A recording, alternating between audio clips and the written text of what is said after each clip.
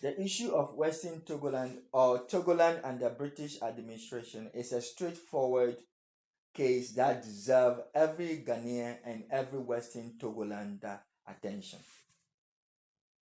Through research and discovery of authentic documents by People's Liberation Council, it has come to light that Western Togoland and Gold Coast, which is now Ghana, existed as two separate entities during the colonial era. Western Togoland was United Nations Trust Territory that was entrusted into the hands of Britain to be nurtured to independence, while the Gold Coast was British colony. It comes a time when the United Nations mounted pressure on the imperialists to end colonialism by granting self-rule to the various colonies. And the pressure from the people of the Gold Coast, led by Dr. Kwame Nkrumah, left Britain no other choice than to grant autonomy to the Gold Coast. It is here that Britain requested from the United Nations to allow her to form a union with Ghana and Western Togoland. United Nations granted the request and instructed Britain to give independence to her colony, the Gold Coast, before effecting the union between the two states. And again, the United Nations directed Britain to allow the people of Western Togoland to decide for themselves whether they wanted the union or not. Due to that, Britain carried out plebiscites supervised by the United Nations in Western Togoland in 1956 for the people of Western Togoland to decide their political future in line with the directives from the United Nations. The results of the plebiscite were that 58% of Western Togolanders voted in favor of the union, while 42% voted against the union. It is undeniable fact that the union request won the plebiscite by simple majority. The results of the plebiscite were communicated to the United Nations. The United Kingdom delegation to the United Nations wrote to the United Nations in a document T/1269 signed by B.O.B. Gideon, requested that copies of the plebiscite result from the Western Togoland or Togoland under British administration be circulated to members of the Trusteeship Council.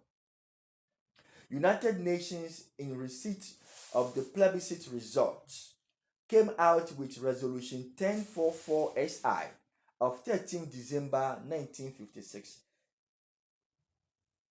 In this resolution, United Nations emulated steps that Britain should take to bring about the union, since plebiscite itself does not constitute a union.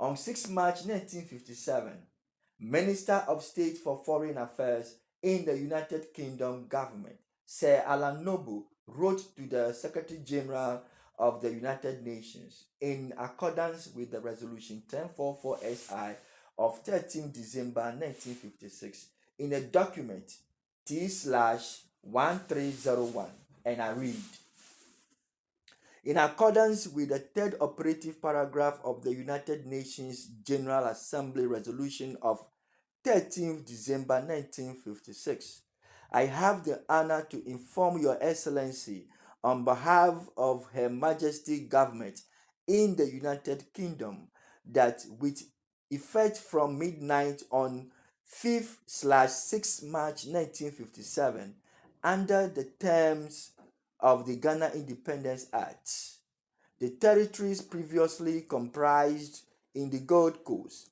became the independent state of Ghana.